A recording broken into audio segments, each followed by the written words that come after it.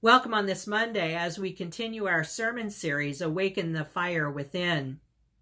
We use Jeremiah as our example for someone who really does have a fire within him, the fire given to him by God when Jeremiah is called as a prophet. But Jeremiah finds out that being a prophet is not easy. It's not an easy life, not always a good life either, but a life that's promised, and what God has promised to him is that God will always give Jeremiah the words that need to be said. One commentary said it like this: Jeremiah finds himself between an insistent God and a resistant people. God insisting that the word be shared, and it's a word of judgment. The people just are not listening. They're not paying attention. And a resistant people who don't want to hear the word that Jeremiah has to share and are willing to do some terrible things to Jeremiah along the way. Jeremiah finds himself in a tight spot, this spot where he needs to do what God is asking him to do. He has a fire within him, and God wants him to share the word. But the tight spot is with the people who don't respect him and don't listen to him. We as Christians are called at times to be in those tight spots.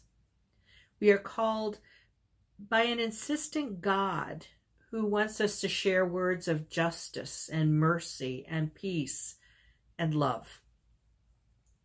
But sometimes we share to a people who don't want to hear the message and don't want to hear the word. And so we have a struggle that goes on within. Regardless, though, we trust God and we share the word. But you know what? When we don't, or when we fail, or when we're too frightened to do it, God understands and God forgives us. But reality is, God doesn't forgive us and leave us where we are. God forgives us and picks us up again and puts us right back on the path, on the journey to telling the world about who Jesus Christ is and the good news of Jesus Christ, to telling the world that Jesus died for all, to telling the world that God fights for the underprivileged, the ones who don't find justice in this world, the ones who are neglected and oppressed. God calls us to, yes, find ourselves in a tight spot, that tight spot where we have to, as the fire burns within us, we have to share the good news of Jesus Christ.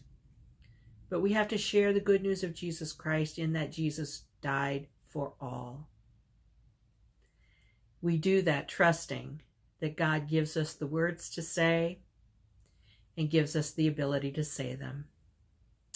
May the fire within you be awakened so that you share God's love and grace and mercy in a world that is desperate to hear.